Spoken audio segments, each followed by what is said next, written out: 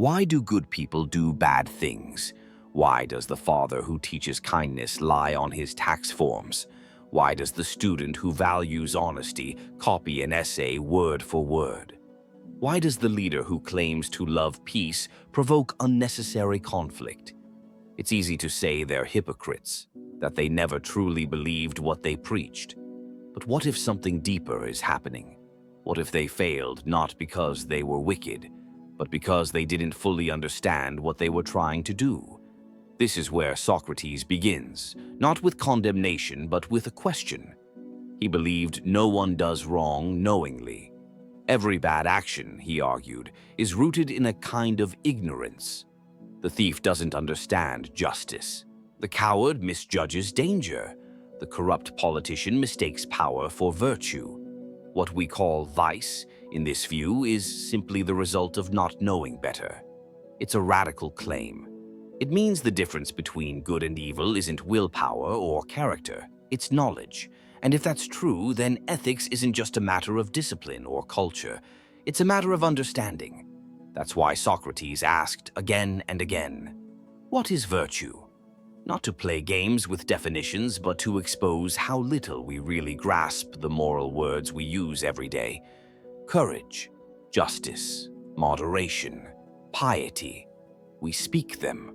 We admire them. But can we explain them? Do we act courageously or just recklessly and call it courage later? Do we uphold justice or simply defend our group and call it just?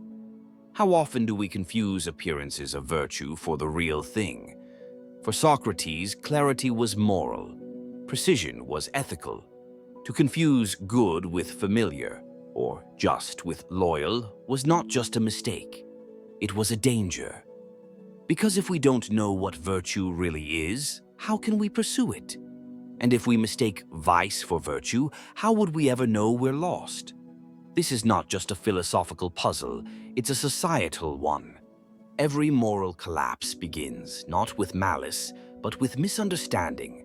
1,000 small errors in judgment, all rooted in the same problem, confusing what seems right with what is right.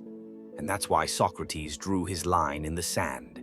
If virtue is anything at all, it must be knowledge, not instinct, not tradition, not divine favor. Knowledge, something that can be examined, tested, refined, something we can teach, question, and improve upon. Because if virtue can't be taught, then how will we ever learn it? And if we don't learn it, what exactly is protecting us from ourselves? If virtue is knowledge, then why don't we teach it in schools? We teach math, we teach science, we even teach etiquette. But when it comes to ethics, real moral reasoning, we hesitate. We assume it's either self-evident or too personal to be taught at all. Socrates disagreed, fiercely. In Plato's Meno, he entertains the question directly, can virtue be taught? His answer, characteristically, is not straightforward. He questions what teaching really is, whether having knowledge is the same as acting on it, whether someone can pass on wisdom without truly understanding it themselves. But behind the dialogue's twists and turns is a deeper message. Ignorance, not evil, is the root problem, and learning is our only cure. The irony? Socrates claimed to teach nothing. He called himself a midwife of ideas, not a professor of them. He never wrote a treatise, never gave formal lectures.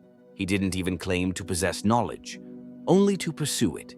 And yet, this man who taught nothing became the most influential moral educator in Western thought. Why? Because he believed how we think is more important than what we think. Socrates didn't give answers. He gave friction. He made people uncomfortable with their assumptions. When someone claimed to know what justice was, he didn't applaud. He asked, then why do so many just men act unjustly? If someone defined courage, he asked whether reckless criminals counted. Through these questions, he revealed what no textbook could, that most people don't know what they think they know. This is why Socrates didn't walk into Athens preaching moral laws. He walked into the marketplace and asked dangerous questions. He challenged generals, craftsmen, and politicians not to obey a creed, but to examine their own souls. Because teaching virtue for Socrates wasn't about handing down rules. It was about dismantling illusions. And that's why the city condemned him. They didn't kill him because he corrupted the youth. They killed him because he unmasked their ignorance and made it clear that no title, no tradition, no power exempted anyone from the duty to think clearly. Socrates was the teacher who never taught. And yet his method, the relentless pursuit of what virtue really means, may be the only way we ever learn to live well. If knowledge is the key to virtue, then why do smart people still do terrible things? Why do educated leaders justify cruelty? Why do philosophers fall to ego? Why do we, even when we know better, still act worse? This is the question that haunts Socratic ethics, and it leads to a deeper truth. Not all knowledge is moral knowledge. Knowing what is right is not the same as knowing why it is right. Or better yet, knowing it in a way that changes us. Socrates wasn't interested in surface knowledge. He didn't care if someone could recite definitions or quote poems about justice. What mattered was whether a person's understanding was rooted deeply enough to reshape their soul. Because knowledge, like anything powerful, can be shallow. It can be strategic. It can be memorized, but never metabolized. There are many forms of cleverness that mimic wisdom. The lawyer who wins a case through technicality, not truth. The politician who defends a cruel policy with moral-sounding language. The friend who knows exactly how to apologize without ever feeling remorse. This isn't virtue, it's performance. And Socrates saw through it all. That's why he kept asking uncomfortable questions, not just to expose ignorance, but to reveal the distance between information and understanding. He believed that true knowledge, especially moral knowledge, must penetrate the psyche. It must reorder our priorities. It must make us want to act justly, not just know what justice is. This is where most of us fail. We treat ethics like trivia. We memorize moral principles like multiplication tables. But when we are tired, angry, afraid, those surface-level answers vanish. We fall back on instinct. And if our instincts are not trained by deep understanding, they betray us. This is why real virtue requires more than intellect. It requires what Socrates might call soul alignment, where our reasoning, our values, and our emotions all point in the same direction. It's not enough to know that courage is good. You have to understand why it's better than cowardice, even when cowardice feels safer. It's not enough to say lying is wrong. You have to feel, viscerally, the cost of a world where no one can trust each other. That kind of knowledge doesn't come from books. It comes from struggle, from dialogue, from confronting our own contradictions. And that's why, even today, the smartest people often fall short. Not because they lack information, but because they never descended into themselves to ask, do I really understand the good, or am I just good at pretending I do? If knowledge leads to virtue, what about conviction? Surely someone who believes deeply in their cause must be closer to moral truth, right? Socrates would say, not necessarily. In fact, the more certain we are, the more dangerous we become, if that certainty isn't earned through examination. Conviction feels like virtue. It radiates strength. People admire it. History books are filled with names of those who stood firm or never wavered. But Socrates knew that conviction without reflection is just arrogance in disguise. Many of the worst atrocities in human history were carried out by people with unshakable belief. The inquisitor who burned heretics, the fanatic who silenced dissent, the patriot who justified war crimes. Their flaw wasn't ignorance of policy. It was moral blindness disguised as clarity. They mistook loyalty to their idea for loyalty to the good. Socrates constantly attacked this kind of certainty. In Apology, he distinguishes himself from the wise men of Athens who think they know everything. What makes him wiser, he says, is that he knows he does not know. This is not false humility, it's moral discipline. Because when you admit your ignorance, you stay open, you ask questions, you allow correction. And that openness is the soil in which virtue grows. But when you believe you already know what is good, you stop listening. You stop learning. You turn every conversation into a performance of superiority. And worst of all, you stop being curious about the people you disagree with. That's not knowledge.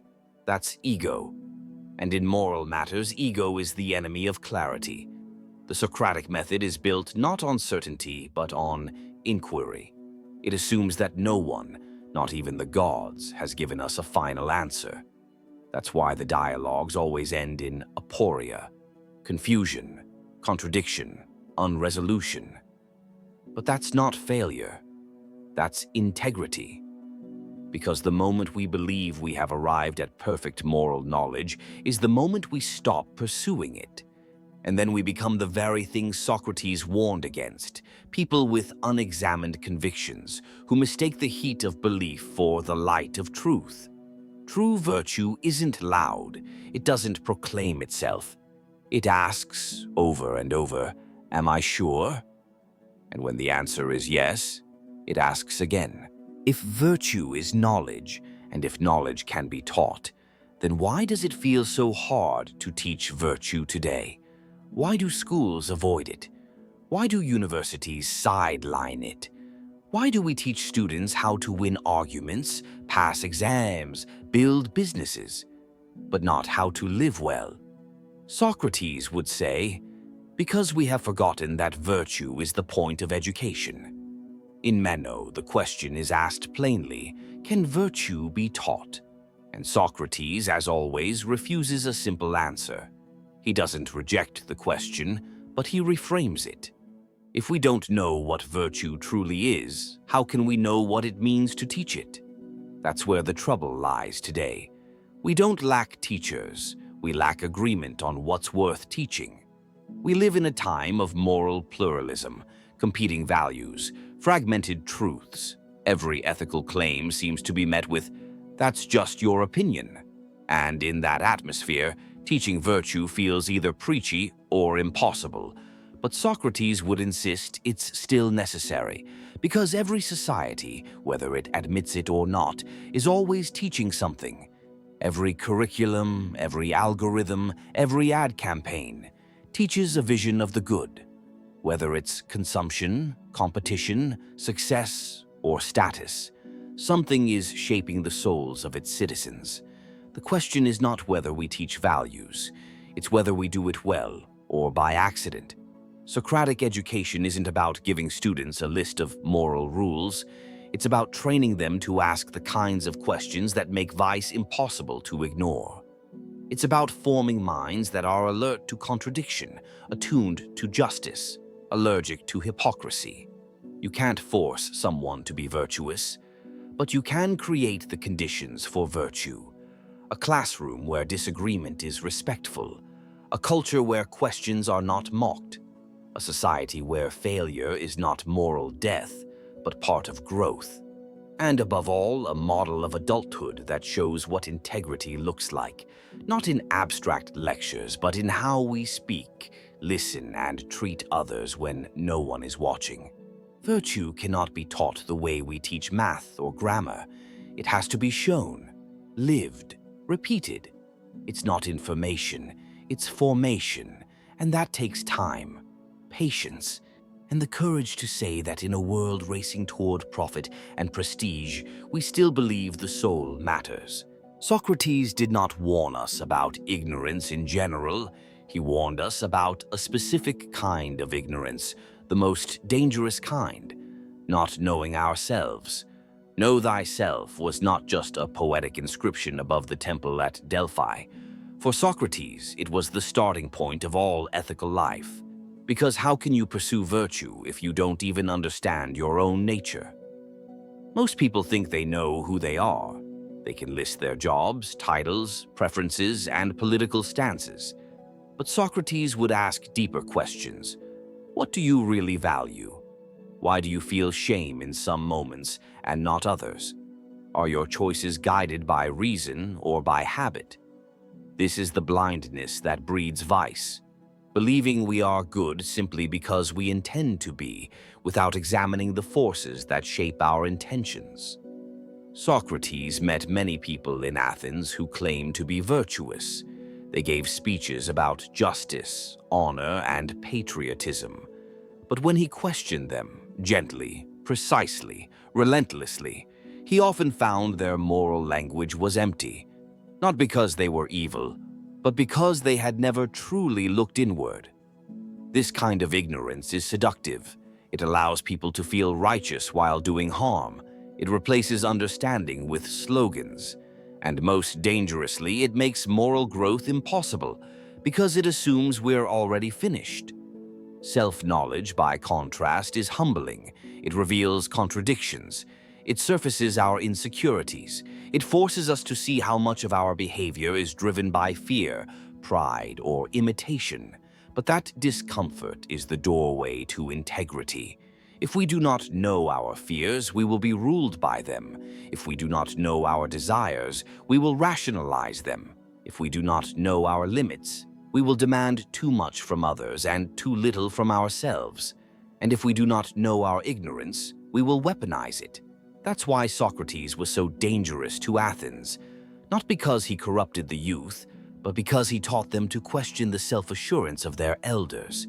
He showed them that pretending to know is not wisdom, and that admitting you don't is the first moral step. In a world obsessed with identity, Socrates reminds us, labels are not knowledge, roles are not reflection, and the soul, left unexamined, becomes the perfect hiding place for every vice. It seems like a contradiction. How can not knowing be a form of virtue? But Socrates' most famous statement, "I know that I know nothing," was not an act of despair. It was the foundation of moral strength. Why? Because ignorance, when acknowledged, becomes a guide. It invites humility. It slows down judgment. It creates space for learning. Most of all, it prevents the false certainty that leads to arrogance, cruelty, and dogmatism. In Apology, Socrates explains that his wisdom is not in having the answers, but in recognizing the questions others refuse to ask.